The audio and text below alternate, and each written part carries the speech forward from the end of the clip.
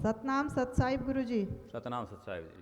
गुरुजी, आंतरिक सत्संग और बाहरी सत्संग क्या है और दोनों में श्रेष्ठ व शीघ्र कल्याणकारी सत्संग कौन सा है, समझाने की कृपा करें।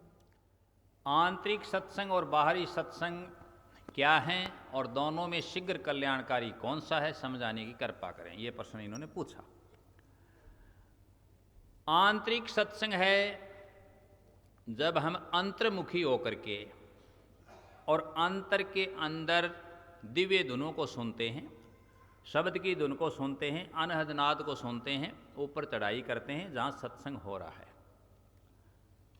दिव्य सुगंध है, दिव्य धुनी है, दिव्य सत्संग है वहाँ, जिसके लिए कबीर साहब ने फरमाया है, नहीं था राम का नाम खुदा का खोज ने पाया, नहीं अनगन का धाम गाना तुम किसका गाया रे। बार गाने की आवश्यकता नहीं,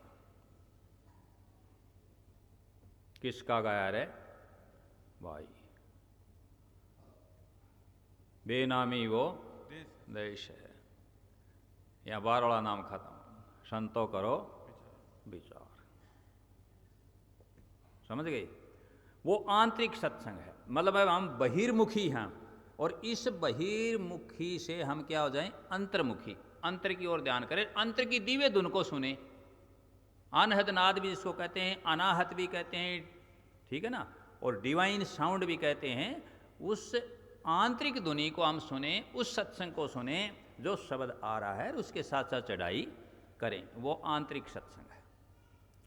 दूसरा बाहरी सत्संग, ये जो हो रहा ये क्या है, बाहरी सत्संग, बाहर का सत्संग। ये सत्संग लगाव के लिए, जीवों को जोड़ने के लिए, उपदेश के लिए, इसी से हम आंतरिक सत्संग को पकड़ पाएंगे। ये हमारी प्रथम सोपान समझो, प्रथम सीढ़ी है, ये मूल है, ये मूल सत्संग है और ये शीघ्र कल्याणकारी भी है। मंजन फल पेखी तत्काला, काक होई पिक बकवू मराला।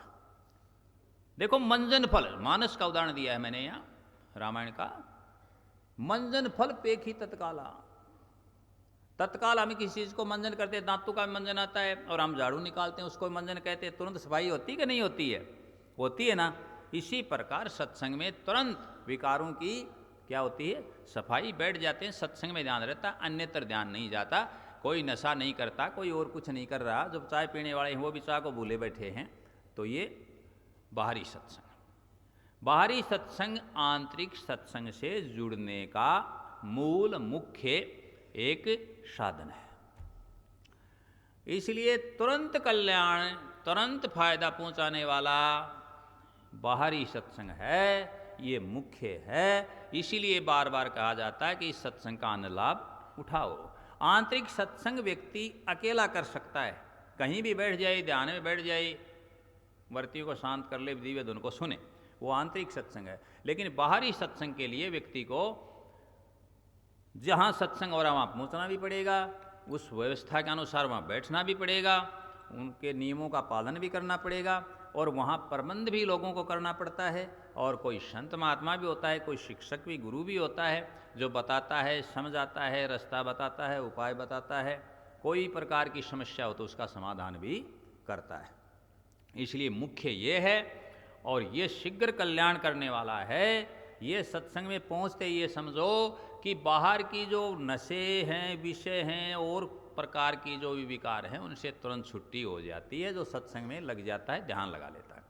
अब यदि आंतरिक सत्संग है, वो फिर क्या काम आता है, वो ये काम आता है कि वो सीधा हमें मोक्ष मुक्ति की ओर ले जाता है। यदि उस सत्संग से जुड़ करके फिर अंदर चले जाएं, मोक्ष मुक्ति मिल जाएगी। सतनाम सत साहेब।